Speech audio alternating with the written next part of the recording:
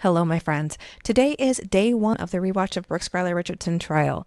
I wanted to rewatch it, so I thought maybe you'd want to rewatch it too, just because it's so similar to the Laken Snelling indictment, where she was just accused of unaliving her newborn baby and putting it in a garbage bag in her closet for her roommates to find.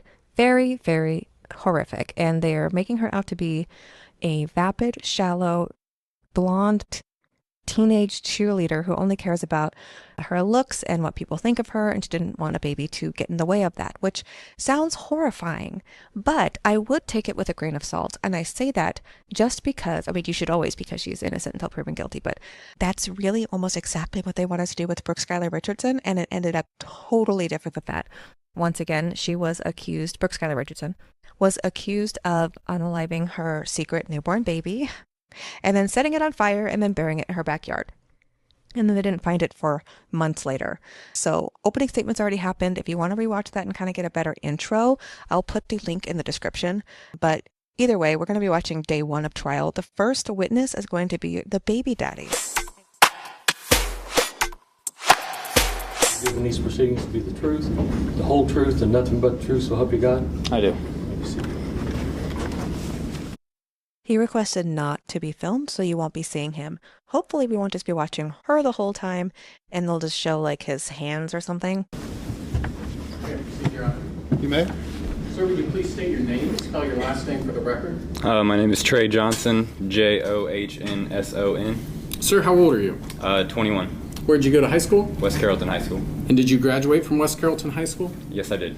Are you familiar with an individual by the name of Brooke Richardson? Yes, I am. Sir, do you see her in the courtroom today? Yes, I do. Could you please point her out, describe what she's wearing? Right there in a green top. Thank you. And how do you know Brooke Richardson, sir? I was in a relationship with her for about a month in 2016. Okay. And was that during the month of August of 2016? Yes, it was. How did that get started, sir? I had a cousin that went to high school with her who introduced us over social media, and we began talking that way. Okay. And do you remember approximately the time in August when you first started hanging out and seeing each other in person? The first week of August. Okay. What types of things would you guys do together? I was going to say that this prosecutor and his pen clicking is going to drive me insane. Put the pen down, sir. First time we hung out, we went to the movies, went to dinner, we go get ice cream, just that kind of thing. Okay. Did you ever go to her home? Yes, I did. And would you hang out with her at the Richardson household? Yes, I would. Okay. Sleep with best away, but the man's away. You stated this is sometime in that first week of August? Near the end of the first week is when we started hanging out. Okay. At some point, did the relationship turn sexual? Yes, it did. And did you have sex with Ms. Richardson? Yes, I did. How many times? 2. During those times, sir, did you use protection when you had sex with her? 1 out of the 2 times. Okay, so one time you did not use any protection? Yes. Do you know around when in August that was? Middle August. Okay.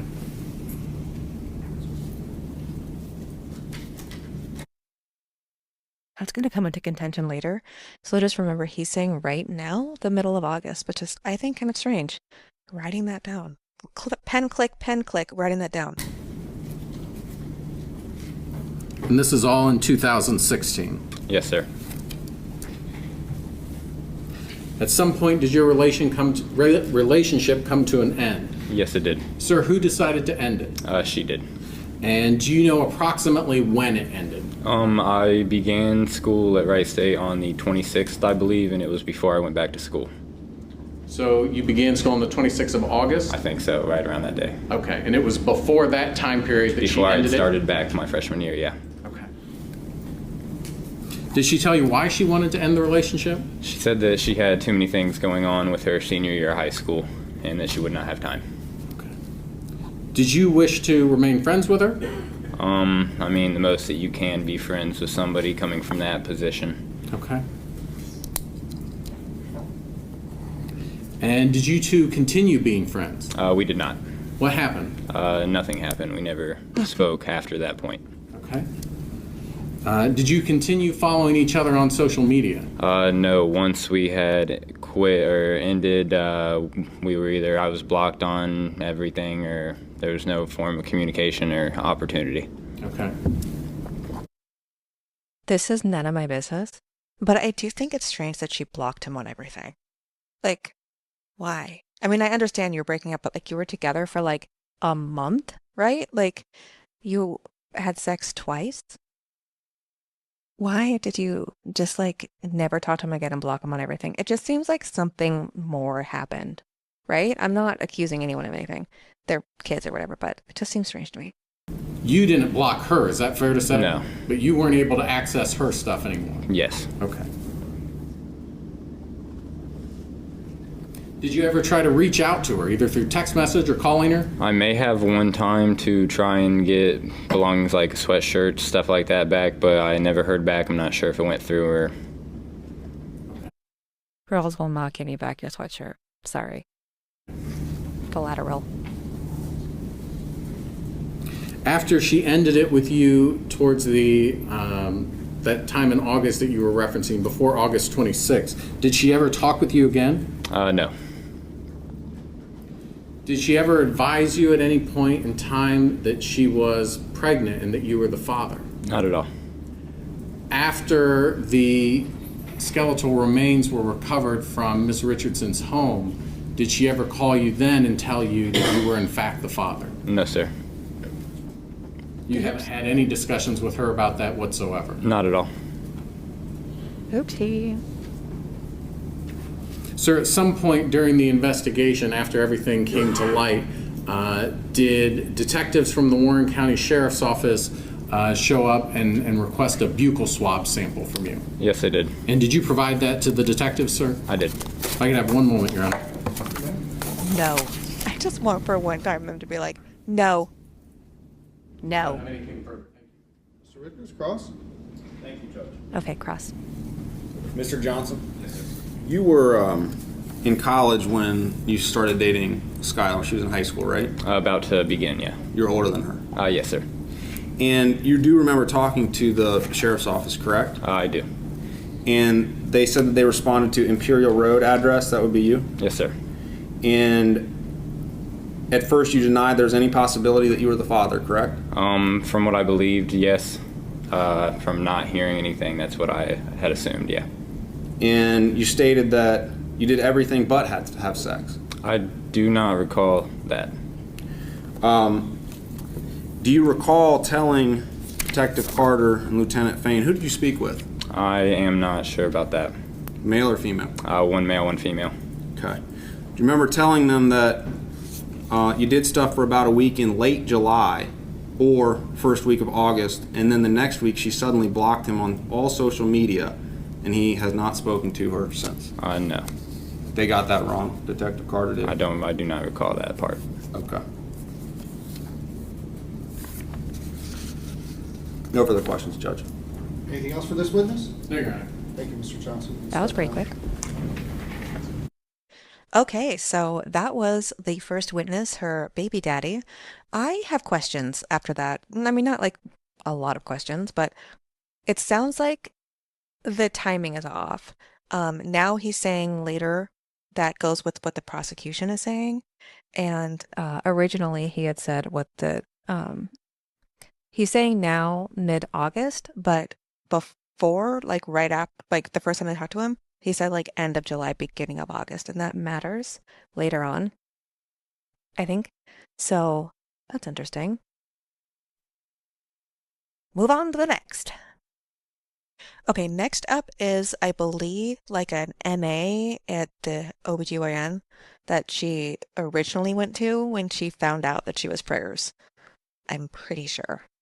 So, let's see. State your full name for the record, spelling your last. Ashley Nicole Sparkman, Sparkman. And where are you employed, Ms. Sparkman? Hilltop Obstetrics and Gynecology, In what capacity? 4 years. In what capacity, ma'am? What is your job with Hilltop Come on, girl. Medical OBGYN? assistant. Okay. And you've been doing that job for 4 years? Yes. Okay. Ms. Sparkman, as a medical assistant, what are your duties and responsibilities? checking patients in, getting. She apparently also did not want to be filmed, but she's a lady, so we're going to be staring at her boobs the whole time. I know this looks really awkward. I don't know what else we would be looking at, but like, Weight and vitals, blood pressure, assisting doctors with exams. Thank you. Ms. Sparkman, I'd like to direct your attention to April 26th of 2017 and ask if you were so employed and working in the office of Hilltop Obstetrics and Gynecology on that date. Yes. And were you involved in the medical treatment of an individual known as Brooke Skylar Richardson? Yes. Ms. Sparkman, do you see her in the courtroom today? Yes. Noted, thank you. Thank you. Prior to April 26th of 2017, did you know Brooke Richardson? No. How did she first come to your attention on that date? She was on Dr. Andrews' schedule to be seen as a new patient. Okay, and is he one of the doctors with Hilltop Obstetrics and Gynecology? Yes. When were you assigned to work with Dr. Andrew on that date? Yes. I always wish that they would say, I'm going to have to ask you some questions that sound really obvious, but I have to do that because a lot of times people don't know. They have to ask really stupid questions to get it on the record. And I just wish that they would do that. Just say, I'm going to be happy to ask you some really obvious questions. Just go with it. You know, like, anyway. When you are assigned to work with a particular doctor, it's part of your responsibility to check the patients in? Yes. And is that what happened on that date? Yes. What was your understanding as to why Miss Richardson was coming to Hilltop Obstetrics on that date? She was scheduled as a new patient for birth control. Okay. And where in the office did you first meet with her? The waiting room? And when you went to, did you go to get her out of the waiting room? Yes. Was she alone or was she with somebody else? I don't remember. Okay. When you brought her back to the examination room, was she alone or was she with someone else? She was alone. And once you have her back in the examination room, what is your protocol? To get the patient all checked in, to get her weight, blood pressure, to confirm what she's there for. And did you do those things with Miss Richardson? Yes. Were you able to obtain her weight on that date? Yes. And do you recall what it was? 149 pounds. And were you able to obtain her blood pressure on that date? Yes. Do you recall what that was? No. Your Honor, may I approach the witness? Okay. Ms. Sparkman, I'm showing you what's been marked as State's Exhibit 1 for purposes of identification. Do you recognize that document? Yes. And can you tell us what it is?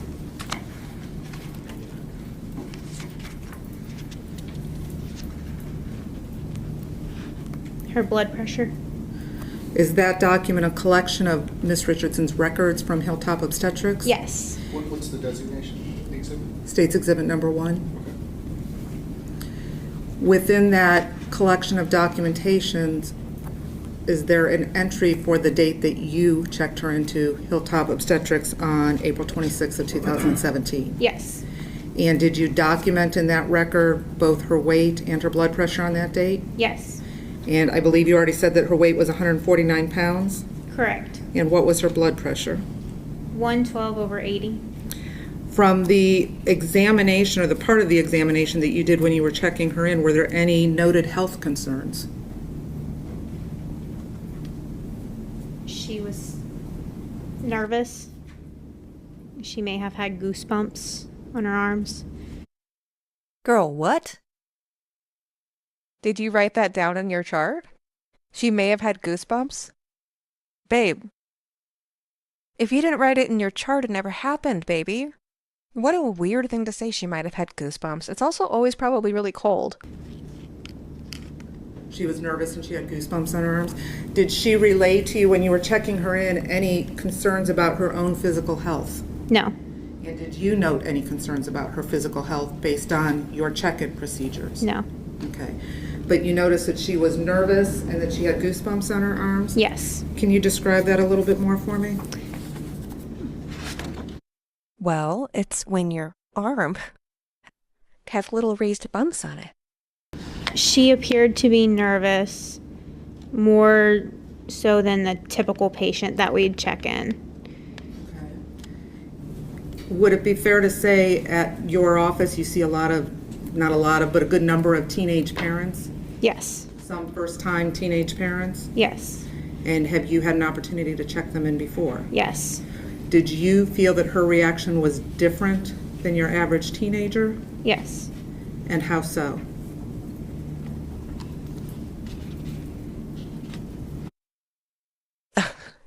This is bullshit, in my opinion.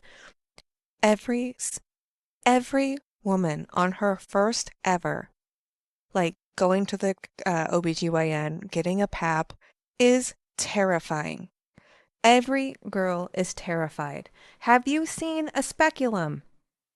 I'm terrified of that thing. Can you imagine for the first time ever? Yeah, they're gonna be nervous. I don't even understand what could she have possibly been doing that made her more obviously nervous than other girls. She wasn't crying, right? She had goosebumps that you remember from years ago that you didn't write down in your chart. Come on, stop. It just, when they're obviously trying to come up with bullshit, it just pisses me off. Come on. How did she seem different to you, Miss Sparkman? Just because she seemed so nervous. Go on. Okay. Did you try to gather, you said that you were able to get her weight and her blood pressure. She did not relay any physical health issues to you. Did you ask her about her menstrual cycle at all? Yes. Was she able to give you any information about her menstrual cycle? Yes. What was she able to tell you? She told me that she had had a period a couple weeks before her visit, Okay. that her periods were normal. Did she indicate to you that she would go more than a year without a period? No.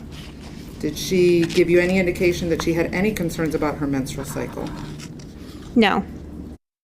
I'm interjecting again. I'm terribly sorry. I've worked in medical facilities. I worked in a dentist's office. I worked in a surgeon's office, a spinal surgeon's office. I worked in a veterinary practice. I'm going to tell you, 75% of people who come in do not tell the person checking you in literally a thing. You will go in and you will get the information. They'll say, everything's fine. I'm just here for a checkup. My last period was like 2 weeks ago. All things are normal. And then the doctor goes in there and they have this laundry list of problems. And the doctor comes out and he's like, why didn't you tell me any of this? And it's like, oh, they didn't tell me. They said everything was peachy keen. People don't trust MAs, and especially if this is your first time. And this is just from my own experience.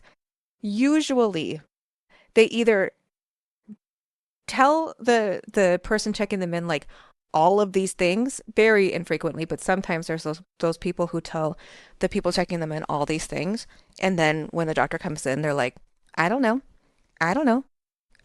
Then they're like going through like, you had this complaint, you had this complaint, you had this complaint. But usually, they tell you nothing. Everything's fine. And then they get the doctor in there and they say, I haven't had a period in 5 years. I haven't had a solid stool in like 3 years. I mean, like all of these problems. And then the doctor looks at you like usually they get it at that point because it's like most people.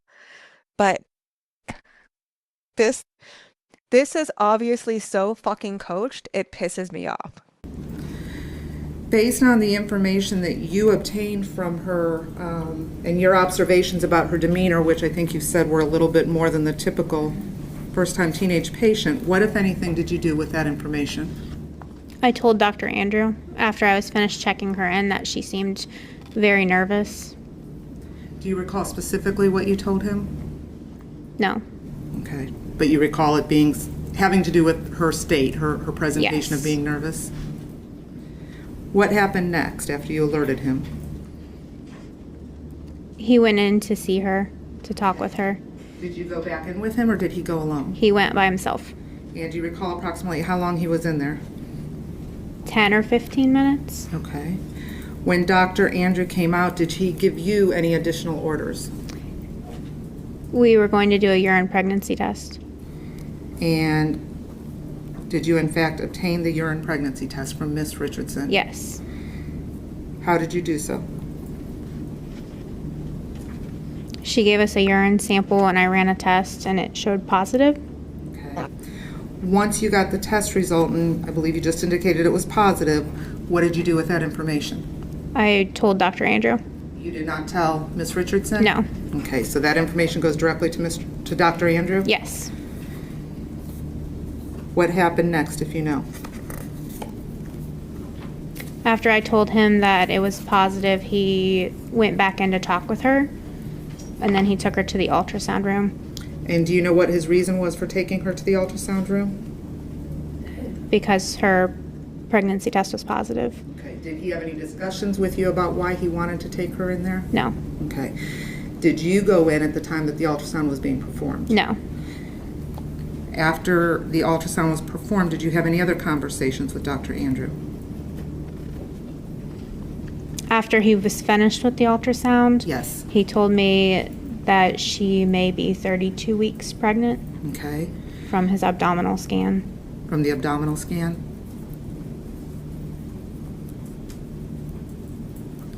After the ultrasound was performed, did you have any further contact with Miss Richardson? I went back into the room to check on her to make sure she was okay. She was crying, so I offered her a cup of water. She said no. She said no. Did she make any statements to you, or did you inquire about why she was crying? No. After offering her the water, did you have any further contact with her on that date? No. Ms. Sparkman, I'd like to direct your attention to July 12th of 2017 and ask if on that date you again had an opportunity to be involved in the medical treatment of Ms. Richardson. Yes. And were you assigned to work with a different doctor on that date? Yes. And who was that? Dr. Boyce. How did it first come to your attention that Ms. Richardson was back on the appointment schedule? I reviewed my schedule the morning of and saw her name on the schedule for a follow-up. And did it indicate what it was a follow-up for? Birth control. Did that surprise you in any way? Yes. And why is that? When she was seen originally with Dr. Andrew, he prescribed birth control before we did the pregnancy test. And then he discontinued it when we were in the office that day. So when I saw her on the schedule with Dr. Boyce 2 or 3 months later, I didn't understand why she was following up on birth control. Were you involved with trying to make any contact with her to come back into the office after the April 26th appointment? No. Really quickly, I just think it's funny. She's like, I didn't know why she was coming back for birth control. It's like, it sounds like she fucking needs it. She was pregnant. She didn't want that again. Sounds like birth control is a pretty good idea for this girl. Were you aware that she had not returned to the office after the April 26th appointment? Yes. Did you alert anyone to the fact that she was back on the appointment schedule? Dr. Boyce. And what happened at that time? After she got to the office, When you alerted Dr. Boyce, what information did you share with her? I told her that she had a positive test 2 or 3 months prior to that she had not returned, and that she was back on the schedule for a follow-up on birth control. And was that conversation limited to you and Dr. Boyce, or was anyone else involved? Just Dr. Boyce and I. Did you follow the same procedure for checking her in as you did in the last appointment? Yes. And when you went to get her from the waiting room, was there anyone else present with her that day? I don't remember. When you brought her back to the examination room, was there anyone present with her? No. Did you start obtaining her vitals again? Yes. And do you recall on July 12th of 2017 what her weight was 130 pounds. and what her blood pressure was? 118/62. And that would be approximately a 19-pound change in her weight at that time? Yes. On that date, did she appear pregnant to you? No.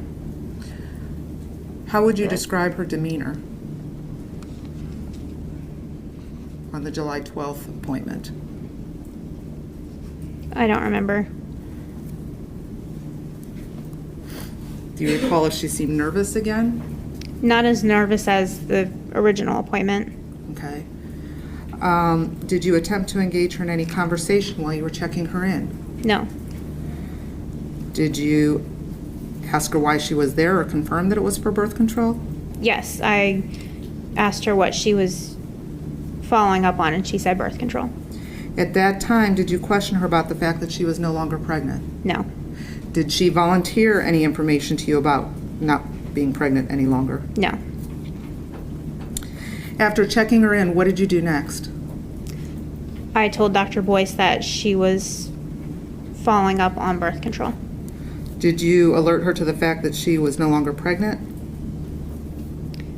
No, Do you recall making any statements to her about her? Did I miss that she said she wasn't pregnant? She just didn't look pregnant anymore? If I'm not mistaken, she didn't look pregnant to begin with. No longer having a belly or anything like that? I don't remember. When Dr. Boyce went into the examination room, did she go with you or did she go in by herself? By herself. And were you able to hear anything while she was in the examination room? As I was checking in the patient in the next room, I heard sobbing. Did you have any further contact with the defendant on that date? No, Did you have any further discussions with Dr. Boyce regarding Miss Richardson's state of being pregnant and then no longer pregnant? yes. And what was that conversation? Ladies and gentlemen, normally I don't allow folks to testify about what other people talk about, but I'm going to allow this for a very limited purpose, and that limited purpose is explaining why these individuals were doing what they are doing. So you can consider it for that purpose and for no other. I really like this judge. I think he does a great job. Not just explaining stuff at the jury. That was a very good explanation. But he just seems like he's exactly how judges should be, and unfortunately, very infrequently like that. Go ahead, Ms. Kraft. Can you please tell us what the nature of that conversation was? Dr. Boyce, Dr. Andrew, and 2 other employees were in an exam room, and Dr. Boyce told us that she Go ahead. buried the baby. That she buried the baby? Yes. Did you have any other contact with the defendant after that July 12th examination? No, To your knowledge, has she ever come back to the office for any further care? no. Your Honor, may I have a moment? You may. Nothing further. Mr. Vickers, you may inquire. Okay, cross. You may. Yes. So back in July of 2017, you'd been there for 2 years. Yes. When you asked Skylar for the urine pregnancy test, she voluntarily took it. Dr. Andrew is the one who asked her for the urine sample, showed her where the restroom was. And then he went to the back to the break room to get a cup of water. And as he was back there, I ran the test. Okay, and Skylar voluntarily gave the urine sample. Yes. And Skylar thought she was having periods. She said she was bleeding, right? That's what she said. And Sorry. I apologize if you're hearing background noises. My cats are being extremely loud. It's like that. It's the hour of losing our shit. So I apologize if you hear stuff happening. It's my cats. And at that appointment on April 26th, a script for birth control was given, correct? Yes. And it went to the pharmacy. Yes. And later, your office tried to cancel the script, right? After I told Dr. Andrew that the pregnancy test was positive, he discontinued. I have to say, I'm nothing disparaging of this clinic. Every place I've ever been, you do not send in the prescriptions until after the exam because the exam has to be done legally before you can send in the prescription. Okay. When you, on July 12th, when Skylar came back, after you left her in the room with Dr. Boyce, you could hear Skylar sobbing through the walls of the exam room? After Dr. Boyce was in there, yes. I have no further questions, Your Honor. Thank you. Okay. So that's the MA from the OB's office. I think next is going to be a doctor. Hopefully, I think it might be Dr. Andrew. We'll see. Okay, next is Dr. Andrew. He is the first OB who saw her that found out she was pregnant. The truth, the whole truth, and nothing but the truth, so help you God? I do. Maybe Steve. May I proceed, Your Honor? You may. Thank you. Doctor, would you please state your name, spell your last name for the record? William Andrew, Andrew. Sir, what's your business address?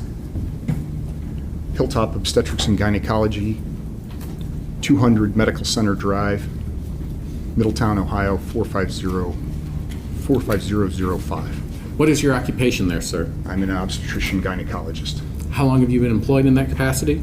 23 years. And could you talk to the jury just a little bit about your education and training that qualifies you for that position? I have a BA from Williams College. I have an MD from the University of Cincinnati. I do think it's kind of strange this OB is not wanting to be filmed. Like, he just said his address. We know what place he's from. We know his name. We could literally just look him up. I'm confused by this. But, whatever. And I did a residency, an internship in family medicine for a year at the University of Cincinnati, and then I had 4 years of residency and graduated from a residency program at Bethesda Hospital in Cincinnati. The residency program was in obstetrics and gynecology. Did you hold any licenses or licensures? I'm licensed to practice medicine in the state of Ohio. With the pen clicking. It's Mr. Pen Clicking, Esquire. Come on, dude. Please put the pen down. Or at least don't have it right next to the microphone. It is driving me insane. Doctor, I want to direct your attention to April 26, 2017. Did you have occasion to provide medical treatment to Brooke Skylar Richardson on that date? I did. Do you see Ms. Richardson in the courtroom, doctor? We will stipulate her identity throughout the trial, Your Honor. Okay, thank you. Let me ask you this question. Did you know Ms. Richardson prior to that date? I delivered her 18 years prior. Okay. So you have been the family's OBGYN for at least 18 years then? I did provide care for her mother, and I believe that I delivered her brother as well. Okay. On that date, April 26, 2017, do you recall what was her listed reason for the appointment? Why was she making an appointment that day? My medical assistant, Ashley, said that she was there to start birth control. Okay. And if you could explain, how did Ms. Richardson come to your attention on that day there at the office? She was placed in a room as other patients would have been, and her chief complaint and vital signs, I think, were taken by the medical assistant working with me, Ashley. And then Ashley came out and told me what she was there for, and then I looked at the medical record as Ashley had recorded it. Did Ashley provide you with any other information, sir? She said that the patient looked nervous and that she seemed to be breathing hard. After speaking with Ashley, did you go into the exam room and make contact with the defendant? I did. Could you explain to the jurors exactly what happened when you went in? I sat down and asked Skylar, the patient, how I could help her. Quick reminder, she goes by Skylar, not Brooke. So that's why he calls her Skylar. What did she indicate to you, sir? She said that she wanted to start birth control pill. Okay. Was there further discussion? We had a general discussion about the nature of birth control, why it was a good thing to use it for reasons other than birth control. We had a discussion about whether or not she was prepared to have a gynecologic examination. I took some general history about her and some sexual history as well. Okay. Did you also talk to her about her menstrual cycle? Ashley had recorded a date for a last menstrual period, and I asked her about a last menstrual period, and I was not confused, but the two things didn't entirely match up. I think she told me what I had recorded in the medical record was that she had had a menstrual period the month prior, and so that's what I recorded, and what Ashley had recorded was earlier that month. Okay. So you believe she may have told you the month prior to her visit, and she may have told Ashley earlier that month that she had a menstrual cycle? Correct. Okay. As I already said, that is very unusual. I found that's common. In my opinion, in my history.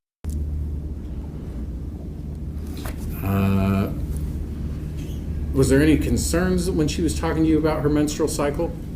Well, the patient had declined to have a gynecologic examination that day. And so based on that and and the idea that we were going to be starting birth control pills, and the idea that there was some uncertainty about the last menstrual period, I deemed it necessary to get a pregnancy test. Okay. And I'm sorry, could you try to keep your voice up just I a little bit? apologize. That's okay. You said that she declined a gynecological exam? Correct. What did she tell you why? Did she have to? If any teenager has a choice between whether or not you're going to have a gynecological exam by a male doctor, then they're probably going to say no. I would say no, and I'm almost 40 if I had a choice and it was some male doctor. I do not go to male OBGYs.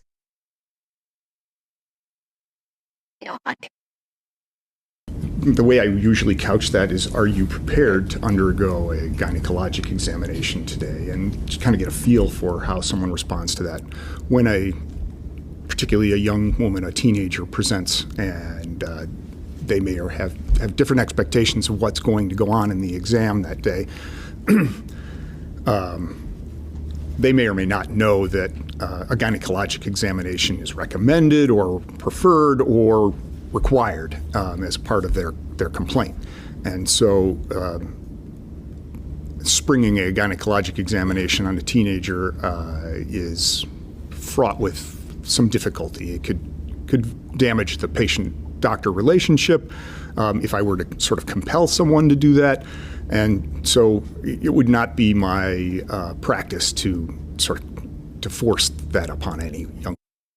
I'm going to say this man should be showing his face because he sounds like a really good doctor. Like, I don't go to male gynecologists for a number of reasons. But this one, he seems like he's thoughtful, and he listens and he's understanding. I don't want to put words in his mouth or say, what I think he would do, but he seems like somebody who, if you asked for some pain medication for a colposcopy, for instance, he wouldn't be like, you don't need that. I think he'd probably listen, which, that's a good sign. He seems like a very thoughtful guy. Woman. So based on that declination of the gynecological exam and the different statements she made about her menstrual cycle, what did you do? We asked her to provide us with a urine specimen so that we could do a pregnancy test. Did you tell her that was the reason that you were asking for the urine specimen? I recall that she went down the hallway to get to give us a urine specimen. I don't recall whether I specifically said that we needed a urine pregnancy test to her, or that certainly I don't recall that. Oftentimes, like I said, I have a history with working for doctors. Oftentimes they have this entire spiel that they go through, and they just do it. And then they're like, I don't remember if I did that. They have to write it down immediately upon them saying that they did it, because otherwise they don't remember. It's something they do every day, a million times. So a girl comes in, she wants birth control, she doesn't want a gynecological exam, then he immediately says, for safety, you're going to need to do a do a pregnancy test, and then explain why it would be important and stuff like that. So I imagine when he's like, I don't remember, it's just because he says it to everybody, and it's not uncommon for him to ask for a pregnancy test before getting birth control pills. I remember once, personally, when I went in as a 20-something-year-old, because I didn't like the birth control I was on because it made me feel terrible. When I told the lady that, she did not believe me. She thought I was pregnant. I was like, there's no way I'm pregnant. And she was like, I think that you're pregnant. And I was like, literally, there's physically no way. You need to do something for that to happen, and that's not happening. And she didn't believe me, and so she made me do a pregnancy test. And she also put listened to my belly. Like she was like listening for a baby. Girl, I'm just fat. Sorry. Okay. The scenario was there. Okay. And did she in fact provide a urine sample? Yes, And what were the results of that, sir? it was positive. Meaning that she was pregnant at the time? Correct. What did you do with that information, if anything? Well, I returned to the room where the patient had returned and explained that there was a positive pregnancy test, and then proceeded with a sort of a general physical examination rather than the more in-depth gynecologic examination. And I measured her belly, what's called a fundal height, so measured from the pubic symphysis to the top of the fundus, or at least I believe that I did, because I recorded a very specific number for that in the. You're going to be hearing a lot about a fundal height measurement. Like it's going to be you've never heard it before, and you're going to hear it a million times. You're never going to forget about the fundal height. Medical record of 32 centimeters. Well, and so let's take those, a couple of things at a time. You first went back and informed her that she was pregnant? Correct. What was her reaction upon you telling her that she was pregnant? She broke into tears. She was surprised. Okay. Was she crying? She did. What statements was she making, if any? She said that she was not prepared to deliver a baby. She could not have a baby. Okay. How many times do you think she said that she couldn't have a baby? I remember it at least once. Okay. And did she say anything about whether she could tell anyone about being pregnant? She did say that, that's sort of was a conversation that occurred a little bit later. Okay, then we'll wait to get there. Yes. So you tell her she's pregnant, she bursts into tears and says that she can't have the baby. Is that accurate? Oh, good. Oh, good. What's going on? We're going to pause it for a second. Okay, so I think I fixed it. A conversation that occurred a little bit later. Okay, then we'll wait to get there. Yes. So you tell her she's pregnant, she bursts into tears and says that she can't have the baby. Is that accurate? An exclamation, I can't have a baby. Yes. I'm sorry, what? An exclamation, I can't have a baby. Okay. Doctor, if you lean into the red.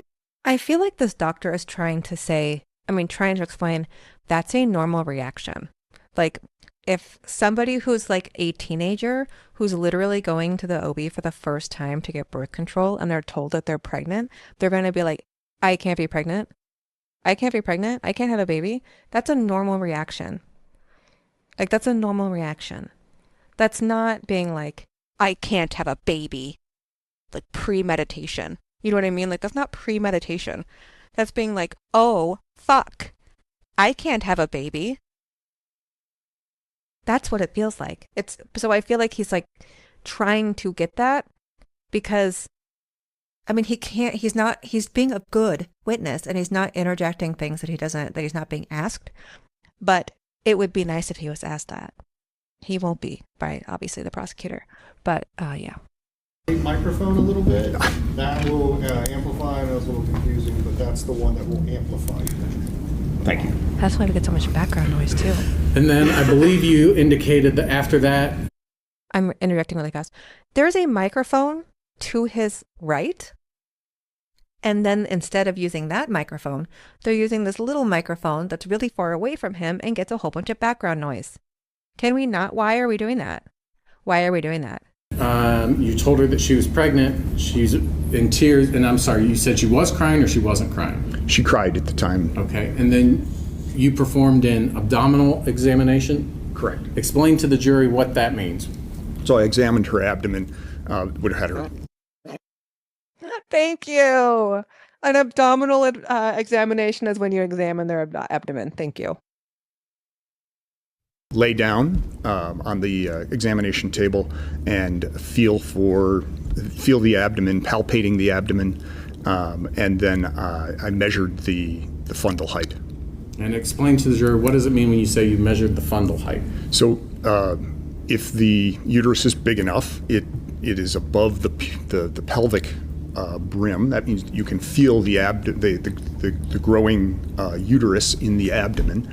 And I measured from the pubic symphysis to the what I taught was the top of the uterus, and then recorded that number. I feel like a very helpful tool would be a like diagram of like what he's talking about. I feel like that would be very helpful to the jury. It's kind of annoying that they don't have that. Okay. They just have pen clicking. And do you recall specifically for this appointment how you conducted that measurement? I recorded a very specific number, so I think that I measured as I would have measured other fundal heights with a measuring tape. And I understand that you're saying that you recorded a specific measurement, but do you specifically recall using the tape? I have no independent memory of that. This dude does this all day, every day. This is gonna drive me nuts, so I apologize. I'm gonna be pissed. I will say that it's such a common thing that I do that Exactly. maybe I wouldn't have an independent memory of it. And Doctor, do you remember being interviewed by Detective Fain and Detective Carter with the Warren County Sheriff's Office? I do. And that was back July 24th of 2017, is that correct? Correct. And that obviously was much closer in time to this incident than here now, where we're in September of 2019, is that correct? Yes, And you remember speaking to them, is that right? I do. And you provided them with information about the visit, is that correct? Yeah, I did. If you were specifically asked that question about how you took the measurement during that recorded interview, which we have, would that refresh your memory about whether you used a tape measure or whether you used your hand? I'm sorry. Here I go. They are like, wasn't it closer to that time when we did this interview with you than it is right now? And he's like, yes. And so he's asking, wouldn't it be, would you have a better recollection of what you did during the exam to hear that interview? No. Do you know what would be the best way for him to be able to recall? The medical record that he's looking at right now. Because when you do the exam, you're like typing in as you're doing it now. Like usually, because they have like some kind of software usually, and it's like a form, and you like fill out like the certain things because you say everything you do in an exam, and you click whether you did it, and then you get the result, and you whatever. So he said, I measured the fundal height. It was 32 centimeters or whatever. So that's what you'd remember, that he did it literally as it happened or like that same day. If anything, it was the next day. But doctors do their medical records, should be doing their medical records very quickly because you do so many exams. You don't remember each one specifically, so you have to do it as you go. He wrote down 32 centimeters, so he knows he measured it with something that measures 32 centimeters. That is the closest time. You're going to hear this a whole bunch, and I'm going to try not to interject too much and not grumble, but lordy. I reviewed that. I know what I said at that time, but Okay, what did you say at that time? I think that I didn't know how I had measured that at the time, but that I was uncertain that maybe I had measured with just my hands. Okay, so back in 2017, soon after this appointment, you had indicated that you thought you used your hands, not the tape measure. That's probable, yes. Okay. At that time, I didn't look. I had not reviewed the medical record, which indicated that I had recorded a very specific number. Exactly. I understand that, but that was obviously much closer in time. No, you don't sorry. No, you don't understand it. No, you don't. To the actual visit that you had with her just a couple of months later, is that right? It was. Okay. Just click that pen. Just click that pen and write it down. And what did the fundal height measurement reveal at that time? I recorded it in the medical record as 32 centimeters. And what does that mean when you say it was 32 centimeters? So roughly speaking, the fundal height in centimeters is equal to the gestational age in weeks.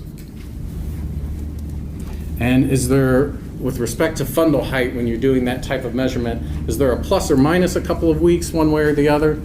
So there would be concern about the growth of the fetus if the fundal height was more than 4 centimeters above what you would expect based on a known gestational age, or more than 2 centimeters below.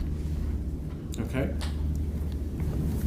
But I'm sorry, I meant, is there an error rate? When you say 32 weeks, could it actually be a couple weeks after 32 weeks when you do that? Or is it, when you do 32 centimeters, is it precisely that? Well, I think that my measurement of the fundal height is relative, is that I can reasonably expect that my measurement of fundal heights is good. That there are a variety of different factors that would change that measure of the fundal height.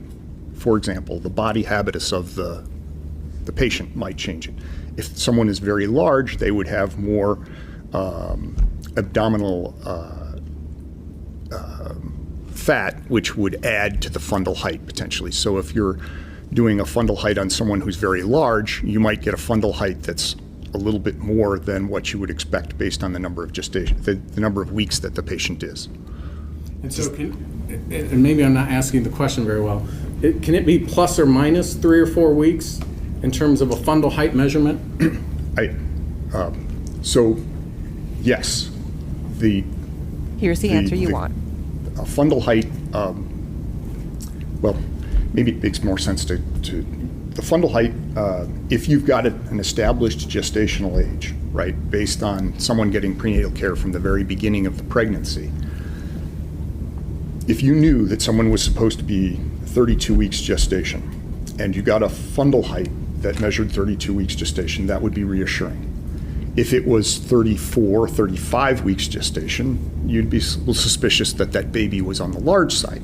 If it was 28 weeks gested, 28 weeks or 28 centimeters, then you would be concerned that maybe that baby's not growing adequately.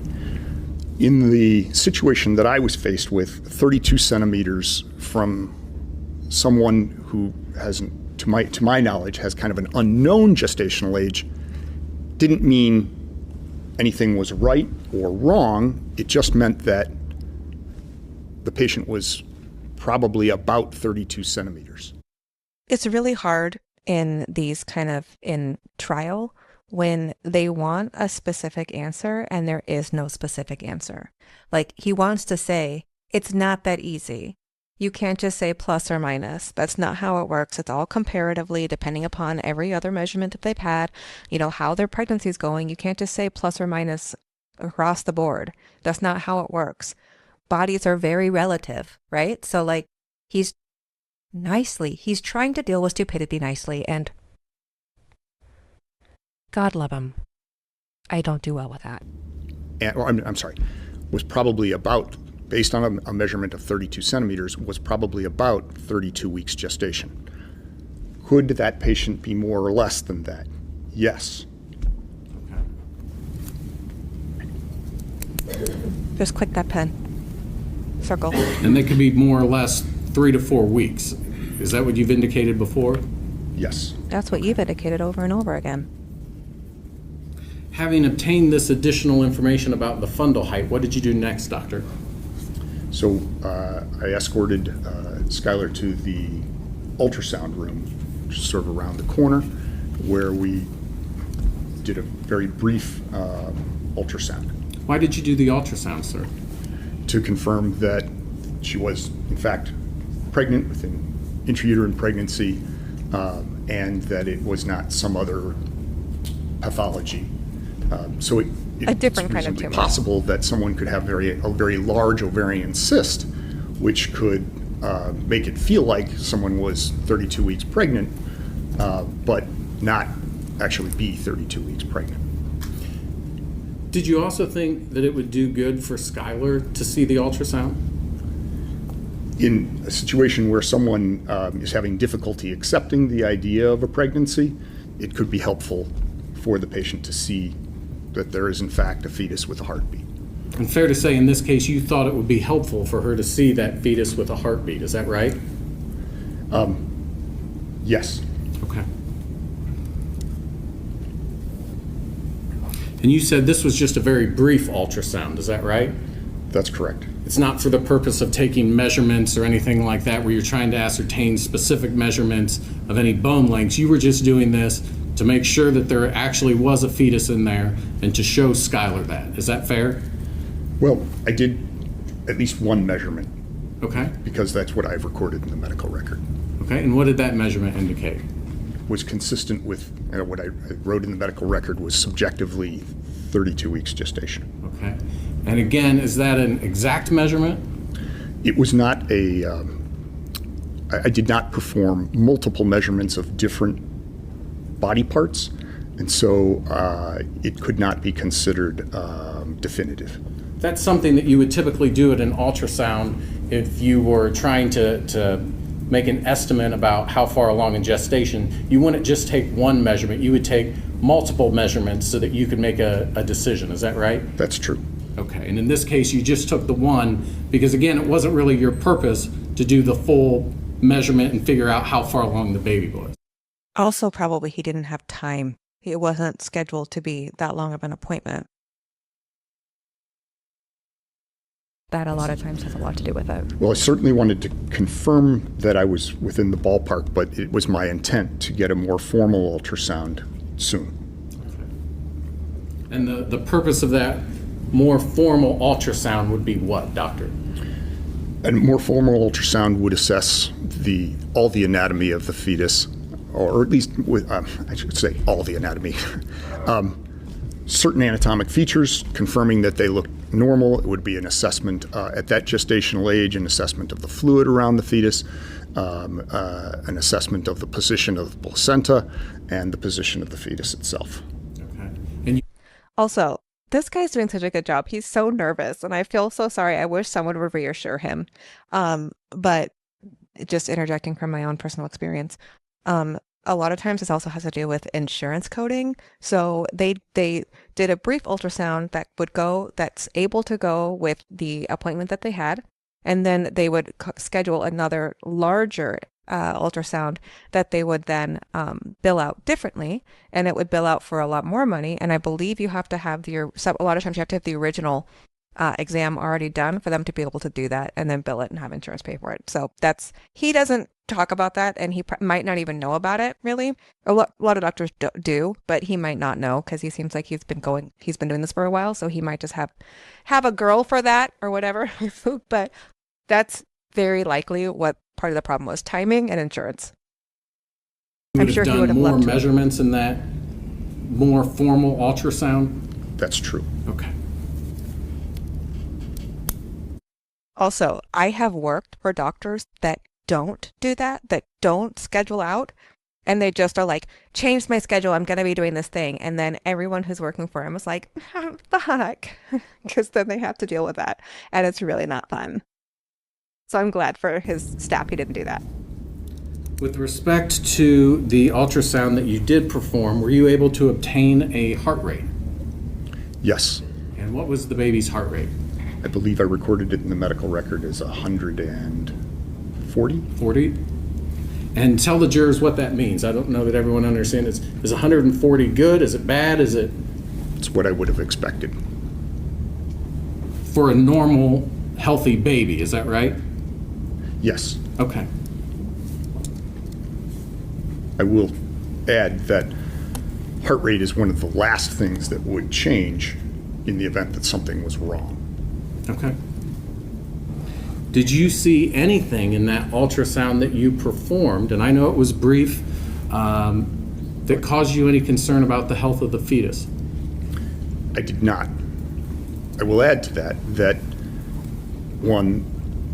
it was not considered a formal and extensive ultrasound, and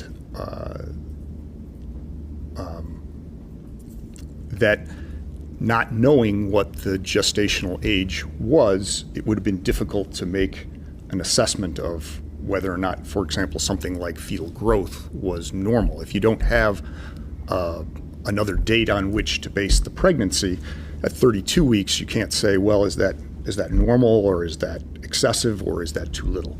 Okay. And so you wanted her to come back in to do that more formal ultrasound where you would look at things in more detail?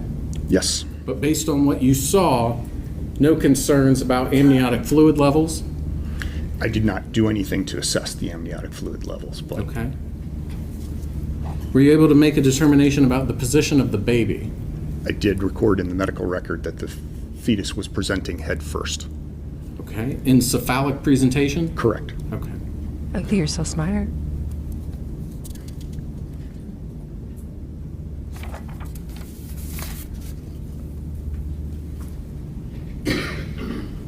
Did you take a measurement of the femur when you did the ultrasound? I believe that was the one measurement that I performed. Okay. Are you sure about that? I did not record that in the medical record, so I just believe that. Yes, I think so. But it's not recorded? I did not record what measurement I took. Okay.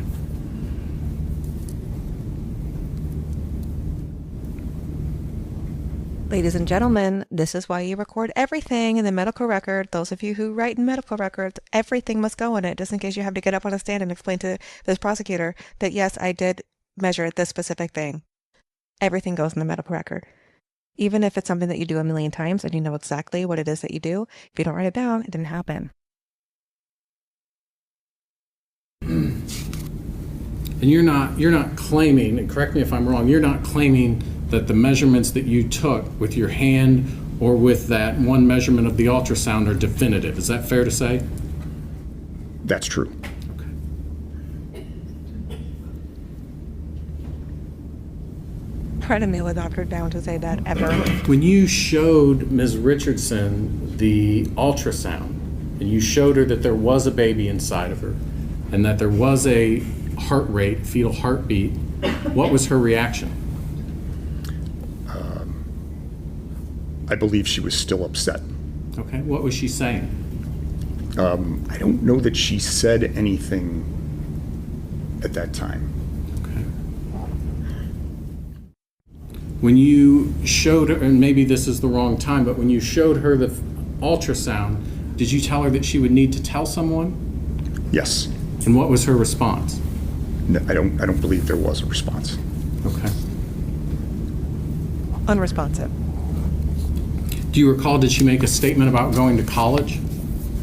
I think that occurred after I told her that she was pregnant, and she said, "I can't have a baby. I'm going to college." Okay. In September. As you dealt with her, did she become, in your opinion, more adamant that she couldn't tell anyone about what had happened? I don't know if she became more adamant or I just assumed that that she had said that originally and that I needed to counsel her about the importance of telling someone. Okay. And again, when you tried to counsel her about the importance of that, what was her reaction? At this point in the ultrasound room, I'm not sure that she indicated a reaction one way or the other. Was she still crying? I think that she was still very upset, but I'm not sure that that was audible or that was my sense from her body language. Okay. After you're with her in the ultrasound room, what happens next? So I sit down with her in the ultrasound room and start to explain that I understand that she doesn't think she's that she. Do we know what's beeping? Wait 1 second, doctor. We'll see if we can. Do we know What what's is beeping? beeping? I think my watch, I'm sorry. Okay, that's all right. Go ahead. If you could start again, I'm sorry. In the ultrasound room, I believe you So I said- sat down with her in the ultrasound room after the ultrasound. She's now sitting on the bed that we did the ultrasound on, and I'm sitting in a chair, and I felt obligated to explain that she was in fact going to have a baby in the next, I think I recorded, or I'd said the next 10 weeks or so, which would have made sense. 32 weeks, we don't let anybody go more than 42 weeks gestation. I explained that she didn't, that while she was going to have a baby, she didn't necessarily have to raise a baby. Why did you tell her that, doctor? Well, I think that it's important that people understand, particularly a teenager might think very linearly and not know that there are options. Okay. And so you told her that she wouldn't have to necessarily raise the baby? That's correct. And when you say she wouldn't have to raise the baby, I think you said it, but what did you mean? Well, that people would line up to raise that baby. Okay. What was her reaction when you told her that there were other options, that she could give the child up for adoption? I didn't specifically mention adoption, but I did say that I thought people would line up to raise the baby. Is that what you meant? And I understand you didn't say, is that what you meant, though, would be to give it up for adoption? Well, that's not been my experience, so I don't know that I would have said that. My experience is that most of teenagers in a situation like this, oftentimes their mother ends up raising the baby, they have a relative who raises the baby, so adoption, as we kind of may think of it in standard fashion, isn't what ends up happening. But and I'm sorry, what was her, when you talked to her about people would line up to raise this baby, what was her reaction to that? I'm not sure that there was any audible reaction or... Do you recall, did she agree with you? Did she say that's an option? Did she say, I can't do that? Do you remember? I don't recall that there was any audible response. It's likely that at that point... it's what? I'm sorry? It's likely that at that point she was not hearing or was hearing but not internalizing what I was saying. Why do you say that? That would have been not an atypical response of a teenager, a scared teenager confronted with news that they didn't expect. Okay. What other conversations did you have with her there in the ultrasound room? We talked about depression. Or well, no, I can say we didn't talk about it. I warned her that if she felt like hurting herself or hurting the baby in any way, that she should contact me. Why did you tell her that? Well, she'd received some surprise news, and in general, I counsel every woman at some point in the pregnancy about the importance of understanding that I am a resource for if they have postpartum depression, antepartum depression, anxiety or issues, I'm an appropriate person to bring those issues to. That's not something you would... This doctor, very good. I really like this doctor. He seems like he really cares about people and his patients, which unfortunately is not always the case, especially with specialists out there. But he seems like he really, really cares. I mean, like, and a lot of the answers he's giving make sense, right? Like, an 18-year-old girl comes in and just finds out she's 32 weeks pregnant. So that means she can't do anything about that, right? So the option is to have the baby. That's the option. So he gives her you don't have to bring a baby to college, right? There are people who will raise the baby. You can adopt. I mean, people want babies, right? Like, you are fertile myrtle. There are other people who can't have babies. Your parents would probably want to raise a baby. There's like abuelas and tias. And I mean, there's so many people who would want to raise a baby. He's trying to make her feel better, right? And she's probably just blacked out. I mean, like, she just heard news. Her brain's going a mile a minute. She's not going to remember this, right? Like, she's probably not going to remember this, which is also why he wants her to come in again to have probably a better counseling session too. Putting words in his mouth, I don't know. But also, I am so glad that he would talk to every single mother about postpartum depression and all partum depressions. That, like, you're not alone. It's not uncommon. It happens. You can come to me. I imagine he also gave her other resources. I mean, chef's kiss, thank you. How common is it that they don't do that? Typically do it at first visit, though, is it? It's true that I wouldn't do that at a first visit. 32 weeks. in a typical situation. This was not a an typical atypical situation. Is that Yes, right? sir. And part of that was based on her reaction and the statement she was telling you. Is that fair? Well, that's true. It's also true that it was a surprise to her that she was pregnant and that she was this far. That it was a surprise to me that she was certainly a surprise to me that she was that far along. And I know you keep using the term that she was surprised. You don't know if there's other information that would suggest that she thought she might have been pregnant when she scheduled that appointment. You don't have any of that information. Is that fair to say? I do not, but that would not surprise me either. The vast majority of people who have come to me, and as you can imagine, in 23 years, I've seen situations like this several times, and in the vast majority of the situations, people come with a chief complaint that is somewhat different than I suspect I might be pregnant.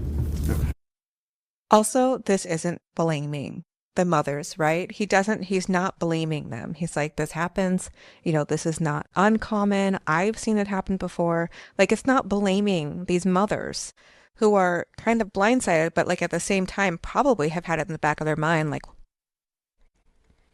but they don't want to think about it, especially a teenager. So yeah, he's not like blaming the moms, which is fantastic.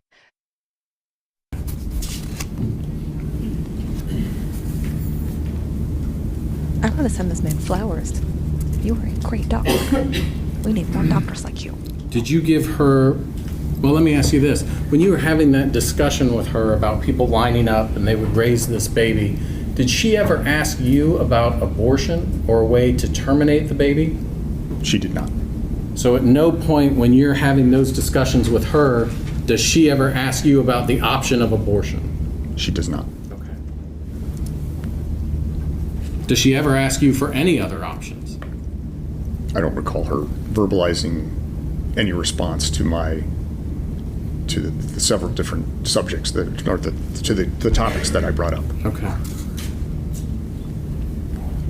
She was in shock. Did you talk to her? Was there any discussion? Because obviously you knew that she was there for birth control pills. Is that right? Correct. And is it my understanding, I believe Ms. Sparkman testified that you had worked ahead and prepared a prescription for birth control. Correct. When you're having any discussion with her after she knows she's pregnant, does that discussion about birth control pills ever come up? Yes. And what was the conversation, doctor? That we were beyond the point of using birth control pills, that she was obviously pregnant. Okay. And so you said that to her and she heard you? She heard me. Did she internalize that? Did she internalize any of the things that I was saying at that point? I don't know. Okay. But it certainly wasn't your intent for her to get a birth control prescription. That's true. Okay. Let's clear one thing up just so everyone understands. The fact that there may be evidence to suggest that she was taking birth control pills from the time that she left that appointment until the time that she had the baby, would that affect the baby at all if she was taking birth control pills during that time period? I think that's unlikely. Okay. Too far along. I mean, I'm not a doctor, so. That's not something you would expect to have a negative impact on the baby, the fact that she was taking those pills? Well, I could come up with a theory or a mechanism by which such a thing could have happened. It would not typically be. Okay.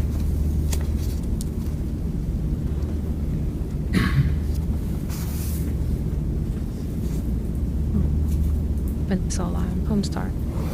Any other discussions with her that you recall that happened there in the ultrasound room between you and her? I don't think so. Did you give her any medical advice or talk to her about making additional appointments? Yes. Talk to the jury about that. What happened?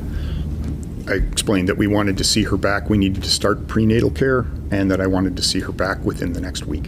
Okay. And in fact, I lied. That wasn't my cat. It was my pig. She's being very loud. Can you hear that? I hope you can't. Oh my God. She's scratching her butt up against the table. That's why it's so loud. So I apologize.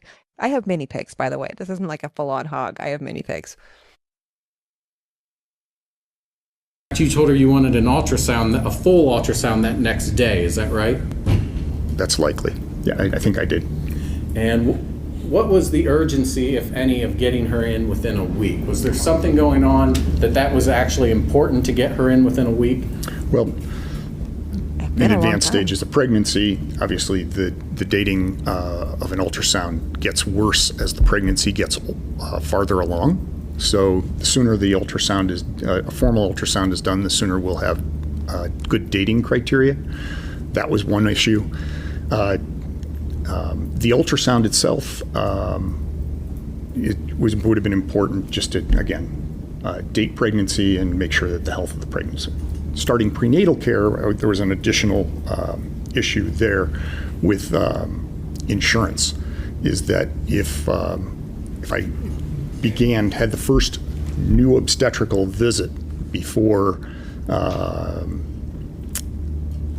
week or a week and a half or something like that, there was I think her insurance company was United Healthcare. United Healthcare and the hospital that we primarily deliver at, Atrium Medical Center, which is the closest to her home, were not in network as of a week and a half from then. So anyone that we had started prenatal care on by the end of the month, I think, was eligible to deliver at Atrium Medical Center, the closest hospital to her home. And if not, then it became more nebulous about where we would deliver. I can't even imagine the hell that they had to do with that. Working with insurance is like working with the devil, like literally, and being like this thing that you were planning on doing the whole time. So like you're not gonna be able to do that. And I know this is like one of the most important times of your life, and you're like already hormonal, and you're gonna just you're crying. Yeah, like I just can't even imagine. That sounds horrific. Fuck insurance. So it made some sense for convenience sake for both her and for our practice that perinatal care start as soon as possible. But regardless of all that, I would have wanted to have started prenatal care as soon as possible anyway. But it wasn't because of anything that you saw during that ultrasound that led you to believe that the baby was in distress. Is that fair? That's true. Okay. He also had nothing to compare it to, so there was less for him to know. But whatever. I think it's weird. I feel like this is like he's like combating as like second witness. That seems really weird, right? I feel like this isn't like a normal one of your first witnesses, right? It's like kind of combative. I don't like it. It's uncomfortable.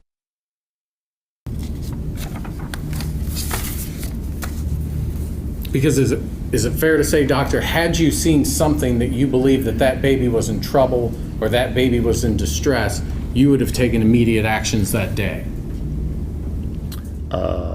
Yes.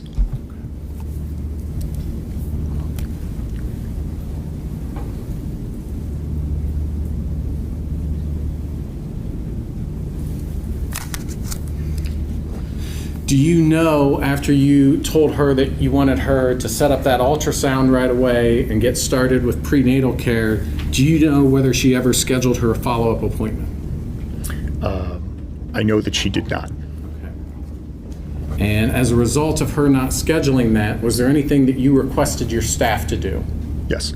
So I spoke to the RN, Allison Campbell, who runs sort of the back, the clinical operations, or at the time was running the clinical operations of our practice, and asked that she follow up with her to make sure that those appointments got scheduled. And are you aware whether Allison made those efforts to follow up with her? Yes. And did she make those efforts? I believe that she did. There are times with the witnesses, especially witnesses that are really nervous or they don't do it very much. I want to just be like, let's just take a breath. Let's just take a breath. Relax. You're okay. She's successful. I believe that she was not. Okay. And as a result of that, as a result of Allison being unable to get her to come back in, Did you yourself take any efforts to get Brooke back in? I also called her phone number. What was the reason that you called her phone number? To make sure that we had done everything we could to get her the appointment that she needed for prenatal care. Did it concern you that she wasn't scheduling her follow-up appointments? It would have concerned me if anyone had, whether they'd had prenatal care or not, hadn't scheduled a follow-up appointment. Did you personally ever see her again for medical treatment? I did not. Totally random. I imagine they also were like, we sent your pre-authorization and it was actually accepted. Like, do you want to come in? They actually accepted it the first time around. I want to direct your attention to July 12th, 2016. I'm sorry, 17. Was it brought to your attention that the defendant had a appointment scheduled at your office on that day? Yes. And how was that brought to your attention, sir? Dr. Boyce came to me and said that Skylar had had an appointment with her that day. Okay. And upon hearing that news, what was your reaction? Well, surprised that she hadn't been in to see us for several weeks, and I think by that time she would have been expected to deliver. And we said, well, we'll find out what became of that pregnancy. And did you talk to Dr. Boyce about the appointment that you had with her back on April 26th? Yes. Okay. And so, As somebody who has worked like in places like that, I keep saying that, you're sick of hearing it, but like, you know that like everyone was talking about it, like, oh my gosh. Like, it was just the talk of the clinic. so Dr. Boyce knew that she was pregnant going into that appointment? Yes. Okay. Were you involved in that at all when Dr. Boyce went in and talked to the defendant? I was not. Okay. Did you have any discussions with Dr. Boyce after the fact about the appointment? Yes. Okay.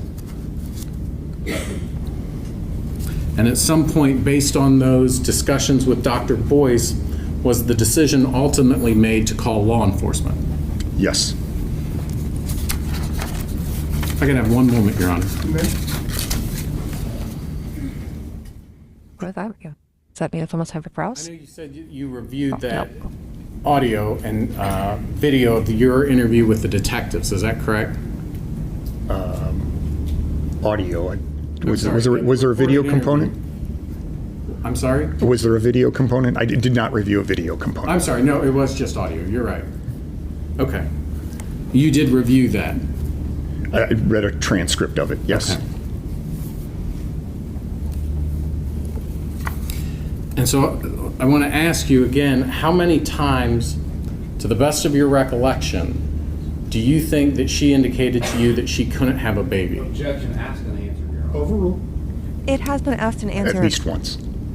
Was it more than once? I don't recall. Okay. And with respect to not being able to tell anyone that she was pregnant, how many times do you think she made that statement that she couldn't tell anyone? At least once. And could it have been more than once? It could have been. Could it have been 5 times? I don't think so. That would have made an impression on me. Do you recall, in addition to saying that she couldn't tell anyone, was she specifically concerned about whether she could tell her mother? Did she, well,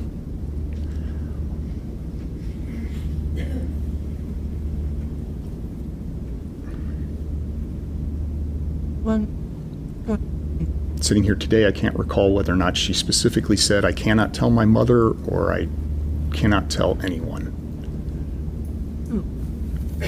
1 second, Your Honor. You may. Okay, and this is going to be cross? Good morning. Okay, yeah, it's going to be cross, so I'm going to take a break. Okay, I apologize. I had to deal with my pigs. In case you wanted to know, I have 4 mini pigs. And they're great. Let me know if you want pictures and stuff of them, because I can share those. They're like literally my whole personality. So, I mean, just ask me. Just ask me about my pigs. I don't have kids, but I have pig. Just ask me about them. So this is going to be cross of Dr. Andrew. I will say I hate that prosecutor. I feel like it really annoys me when they're going for a specific answer and they're not getting it and they just keep going for it. And I understand. Usually that doesn't happen with direct as much. I mean, I feel like normally that's not a direct thing. They kind of have coached their witnesses, but this is a doctor, so if they didn't coach him, he knew what they wanted him to say, but he wanted to say the right thing.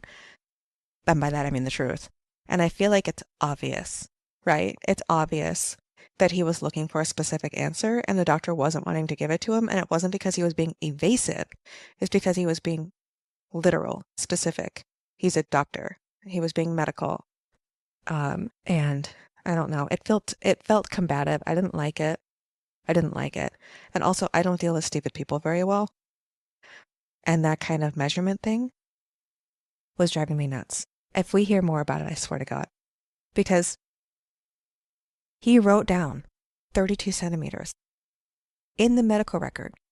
And then he had an interview, having not looked at the medical record, and was asked about it, in which case he said, he probably was like, I know I did it with my hands. Right? We don't get to see the record, I don't think. Let me double check. Okay, as far as I can see, we don't see it. But I imagine he was like, I know I did it with my hands, but he didn't know that he had put specifically 32 centimeters. He didn't look at the medical record. Why would you put 32 centimeters if you used your hands? And how do you even use your hands? Like, what does that even mean? I want someone to explain to me, what does that even mean? How do you measure fundal height with your hands? Like, how does that even work? I don't understand. Somebody explain to me. How do you measure fundal height with your hands? Make it make sense. Okay, cross-examination. And maybe redirect and maybe recross. I don't know. Reaction typical.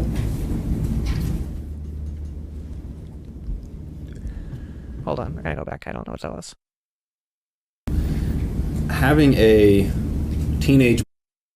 Did I miss something? Okay, here we go. Good morning, Dr. Andrew. Good morning. The prosecutor made a lot of statements about what was typical and atypical. Having a teenage mother learn for the first time that she was pregnant, was Skylar's reaction typical?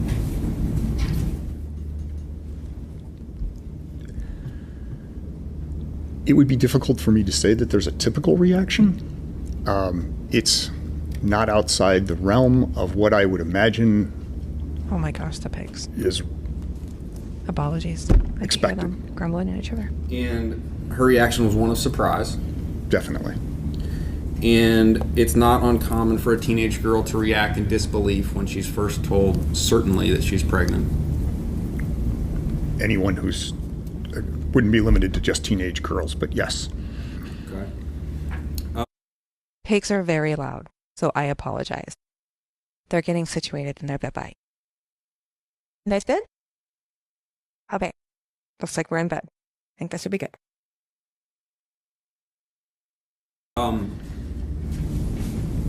The advice that the prosecutor talked about that you gave Skylar about depression, or I think in opening you mentioned suicide, that's the advice you give any woman in their third trimester of pregnancy. Is that correct? It is true. And so because it was the atypical thing that you gave it in the first visit was because it is atypical to see someone who is pregnant in the third trimester for the first time. Yes, that's true. If you had any belief that Skylar was going to harm herself or her fetus, you would have called the authorities. Is that correct? That's true. That's a good And you question. did not. I did not. How common is it for a teenager the first time they go to the OBGYN? You'd never seen Skylar before, right? That's, well, I delivered her. Sorry. So technically speaking, I had seen her before, but I had never seen her as a gynecologic patient. And is it typical for a first-time OBGYN appointment for someone to be nervous about a pelvic exam? Yes, that's true. Is it typical for teenagers to sometimes refuse pelvic exams for you as a doctor in your... Petunia is here, my peg, and she wants to say hi. Tunies. She's not going to come up to the camera. But she wants attention, so I apologize if she hits the table or something. experience? Yes. So a young woman who's never had a pelvic examination may come to the doctor expecting to have a pelvic examination, have been told by whoever, if they're underage, whoever their guardian is or their parent, they may have fear about how uncomfortable the exam is, how invasive the exam is. They may not expect to have an exam at all. It's not fun. It's not a walk in the park. So yeah, they're like, they've never done it before. So yeah, even if you've done it before, you're like, ew, they may have to. It's fair to say that we oftentimes have people who've come in for their very first examination or have come in for some other reason, and it's deemed that the best way to evaluate that problem is to do a pelvic examination, and they may not want to have a pelvic examination. So we fairly commonly have teenagers who either may get into a disagreement with the person who's there with them, who's insisting that they wish to have an exam. The parent or the mother or the guardian may wish them to have the examination done. And the patient may not want to have an exam, and sometimes we get into some long-winded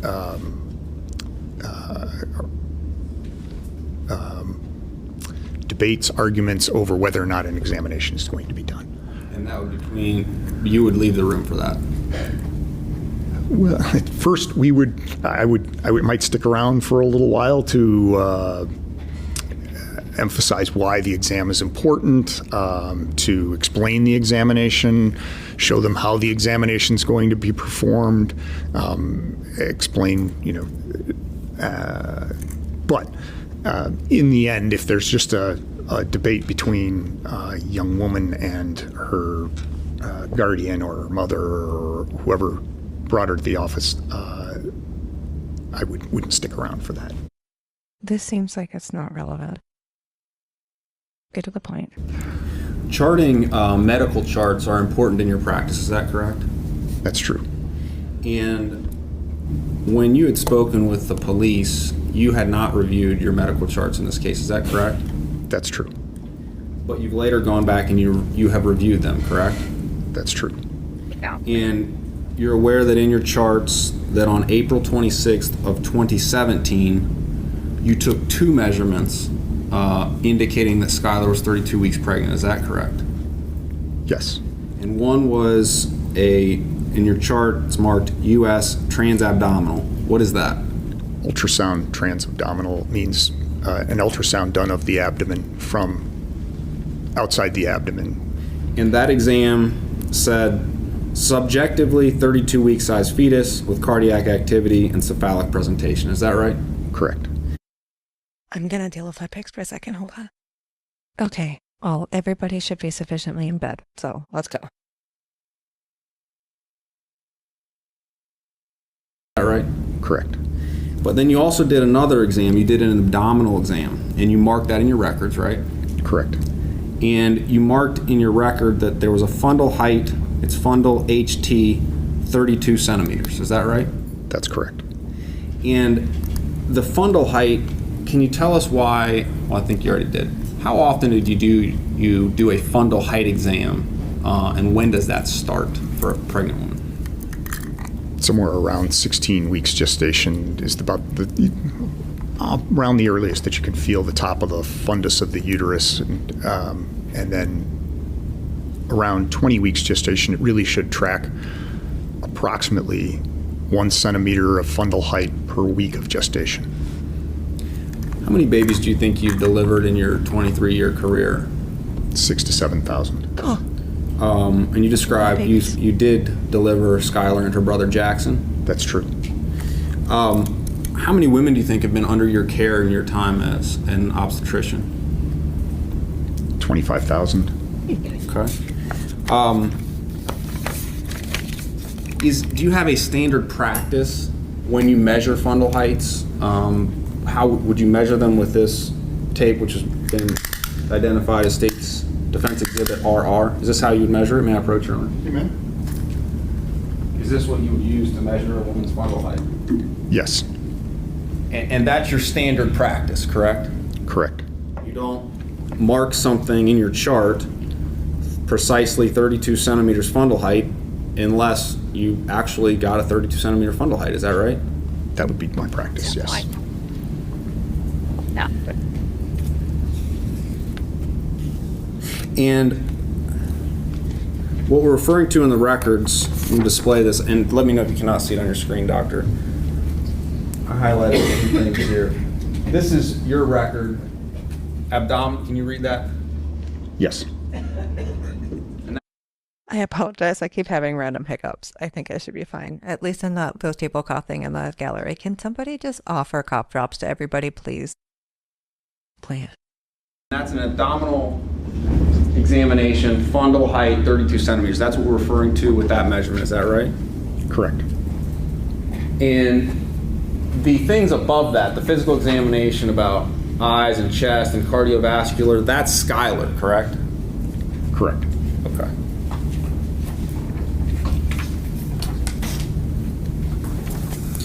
And also in your record, page 26, there's a note, NOB and SONO in 1 week. Is that right?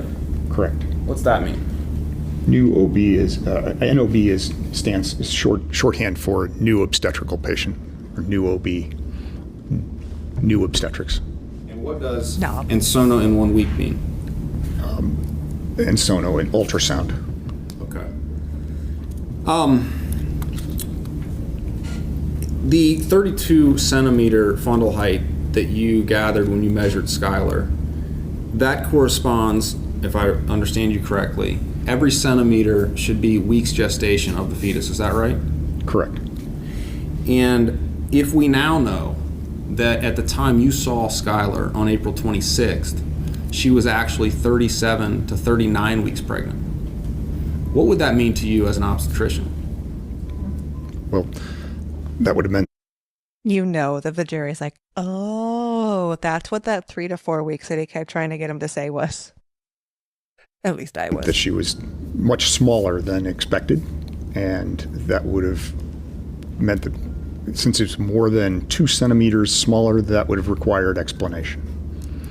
And if she had been only 3 centimeters smaller, so if you had measured 34 and she was really 37, or if she measured 35 and she's really 39, what would that tell you? What would be the concern? Well, the concern in general is that potentially the fetus wasn't growing adequately. And is there a term for that in your profession? Intrauterine growth restriction. We're going to hear that a lot too. Fundal height and intrauterine. I mean, you're just going to hear it over and over again.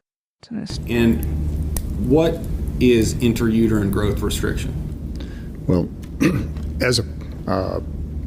for a variety of different reasons, if the fetus isn't getting enough nutrition, enough oxygenation, if there's compromise of the placenta, if the fetus has a genetic abnormality, it may not grow appropriately, and or may stop growing in the uterus. Higher risk of a stillborn?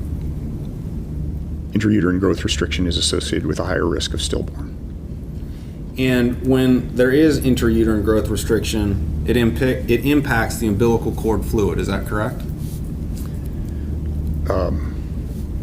So intrauterine growth restriction is an indication of potentially one problem that may cause it is a failure of the placenta to adequately exchange nutrients and oxygen. Another indicator that there may not be adequate flow through the placenta could be a lack of fluid around the baby. That's one of the earlier indicators of a problem with the pregnancy in general. So there's a term when there's low fluid around the fetus. It's called oligohydramnios, which really just is oligo, meaning low, and hydramnios, meaning fluid. And a heartbeat, having a normal heart rate, does not mean that the baby's not growth restricted. Is that right? That's correct. As I said earlier, one of the last things to change would be, if there was something wrong with the pregnancy, one of the last things to change would be the heart rate. So one of the earlier things to change might be the fluid around the fetus. And the problem with looking at growth is that it takes a long time to look at fetal growth. You can't look with ultrasound one day and then look again with an ultrasound the next day and say there's been any significant growth. So in the hands of experts, they might be able to say there's been appreciable growth if you had two different, say, ultrasounds with complete measurements in maybe 2 weeks. You might look at ultrasounds in the hands of an expert as little as every week if you were just looking at the fluid around the fetus to see if that was adequate. And the purpose of your ultrasound, the transabdominal ultrasound that you did on April 26th, was not to do a full assessment of the amniotic fluid, is that right? No. Meaning that is correct. You did not look at the amniotic fluid. That's correct. Can you tell us what, if the cord breaks during delivery or just before delivery, the umbilical cord, what is that a sign of? What does that tell you as an obstetrician? Well, if the cord is very short, it may mean that the fetus didn't have enough distance between the placenta and whatever out of the vagina is, and so that there may have been too much tension that could break. But if a cord, the umbilical cord is typically coiled. Imagine a short, flat, skinny cord is like a piece of wire, and a coiled cord that is thick and robust is like a slinky. And that slinky has structural integrity to it. And so if the cord is thin and skinny, it doesn't have any elasticity to it, so it's more prone to breaking. And the thin and skinny cord is an unhealthy cord. It could be associated with a pregnancy that has not developed normally. Is bleeding in the third trimester a risk of stillborn, risk of pregnancy? Yes. And in your charts, it's listed last menses last month. What does that mean? So when I spoke to Skylar about when the last time she had a menstrual period was, she indicated that it had been, if the month that we have in question is April, I assumed that to mean March. I do think that because she gave two different answers, it's likely she was just making it up. I don't think she was actually bleeding. I don't, based on what I've seen so far. And we know it wasn't a menstrual cycle, right? Yes, we do know that. And sometimes women can bleed during pregnancy, correct? For concerning reasons and for not concerning reasons, but yes. And it's more concerning if there's blood in the third trimester than the first, right? Yes. When you ask Skylar to give a urine sample for the pregnancy test, she volunteered and gave you the sample, correct? Yes. And after you told her that she was pregnant, she permitted you to do the transabdominal ultrasound, correct? Correct. Does malnutrition or women with eating disorders, does that increase the odds of a stillborn in your practice and experience? Yes. Malnutrition? Yeah, I'm going to say yes. You've had the experience of delivering stillbirths in your practice, That's true. and you've had experience with miscarriages. Yes. How does your practice, how do the doctors in your practice and the nurses handle a stillborn delivery right after the delivery?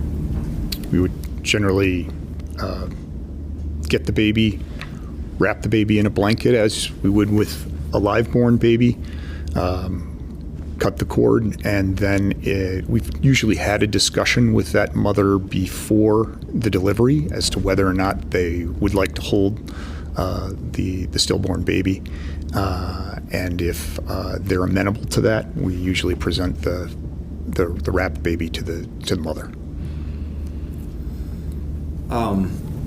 When you saw Skylar on April 26th, I believe you testified that you told her she would deliver within 10 weeks. Is that right?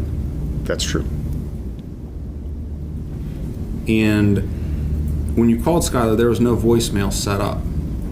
That's true. So you were unable to leave her a voicemail. Correct. She's a teenager in 2017. She does not have a voicemail set up. Just text her. And you told her that she should follow up with your office within 1 week. Correct. Or for the sono, which is an ultrasound? Yes. And that's reflective in your chart on page 26. NOB and sono in 1 week. Correct. May I have one moment, Your Honor? Mr. Ricker showed you that tape that you indicated that you Apparently now we're on redirect. Hello. Okay. would typically use in measuring fundal height. Is that right? Yes. But again, you recall in this case. Oh my God. I'm going to lose it. I'm going to lose it. I don't know why they would think that an interview that he did a couple weeks later would be more, would be a better idea of the truth than the actual medical record, but... Is that right? Correct. You did a very quick fundal height measurement, either by hand or tape now, and you did a very brief ultrasound. Is that right? Yes. You're not here telling this jury that you believe that she had an IUGR baby. Is that right? You're not making that diagnosis. I could not have made that diagnosis at the time of the visit. One moment, Your Honor. He's not being called as an expert at that. He didn't look at that. That's not. Is it possible that Recross. your 32 centimeter fundal height measurement could be off by 3 to 4 weeks? Of course it's possible because it was, correct? Yes. And if it is off by more than two weeks, what's that mean? Well, if it's 2 weeks below a known gestational age or 4 weeks above a known gestational age, that would be of concern and would warrant additional testing, which might involve getting an ultrasound to determine is the baby too big or is the baby too small. So I feel like now would be a good time to ask. He could be asking this next. But now would be a good time to ask, because he keeps saying this, to be like, what would you be concerned about? Like, what would be your concerns? I mean, I know he's on cross, so that's not really what you would ask, but I mean, I feel like this doctor feels much more comfortable with the defense attorney. So take what you will with that. But yeah. when you say it's possible that it could be off by 3 to 4 weeks, we're not talking about you measuring incorrectly 3 to 4 centimeters when you use this tape. Is that correct? Correct. And you've done a fundal height measurement tens of thousands of times? Yes. In your standard practice, if you write down a specific number in your chart, is that you use this tape? That's true. Tens of thousands of times. Correct. And if you measure 32 centimeters and a woman is actually 35 or 37 or 39 weeks gestation, That is indicative that she has intrauterine growth restriction, correct? That's certainly a possibility. Very much so. It's not just 3 centimeters, correct? I'm sorry, it's more it is than a- 2 centimeters, less than. If the gestational age is known to be 32 weeks gestation, and the measurement is more than if the gestational age was known to be 34 weeks gestation, and the fundal height, a reliable fundal height, is 32 weeks gestation, that is worthy of, I should say, more than 2 centimeters below. So if it was the gestational age is known to be 35 weeks gestation, and the measurement is 32, that would warrant additional testing. Because it indicates there might be a problem. Correct. I feel like, I mean, depending upon if he knows the answer, but I feel like what he's getting at is if it's more, like if it's every centimeter off, does that get worse? Is that more concerning? You know, like, so if she's 34 weeks actually, then that's concerning if you're measuring 32 centimeters. But if she's 39 weeks, are you even more concerned at that point? I think what he's trying to ask. But I imagine if he doesn't know the answer, he's not going to ask it because it could be a bad answer. But And a likely problem, obstetricians are told, look for likely problems. The likely problem here would be growth restricted fetus, right? Growth restriction or oligohydramnios, both of which could be an indication that the fetus is not growing adequately or that there is compromise of that connection between the placenta and the uterus. No further questions, Your Honor. Thank you, Doctor. You can step down. Next witness. okay, that's the end of Dr. Andrew. I think he was a very good witness. He was very nervous. It did feel strange because I feel like he had a better rapport and felt more comfortable with the defense attorney, which I imagine makes sense because he's the actual like doctor of his client. As someone who understands expert witnesses, I think probably part of it is that he is getting up there to just tell the truth, right? He's just getting up there to tell, this is what I saw, this is what I saw, this is what I saw, this is what it would be indicative of, that's what that would mean. And he's not on either side, and he's actually not on either side. And it's kind of nice to see, right? Like normally if somebody calls them, then you think that they're going to try and answer to be like, to, be good for them. But he didn't do that. So I think that's why he didn't have as good of a rapport with the prosecution, because the prosecution wanted him to say something, but he didn't feel comfortable saying because he only wants to tell the truth. And also part of it is he takes an oath to do no harm, right? And lying or being not telling the perfect truth, not telling like a good truth in order to get an answer that could possibly harm somebody would be something he wouldn't want to do. Does that make sense? Like he doesn't want to fudge the truth so that it might be harmful to a person, because that goes against everything that he knows, everything that he does. It goes against his oath. And anybody who does do that is a piece of shit. You're going to be hearing more about that from me because I have a lot to say about expert witnesses, because that's what I understand. So yeah, I think that's going to be it for today. They have like, I think cops. I think I don't want to do that right this second. But, oh no, there's another doctor. Dr. Boyce. So we're going to see that.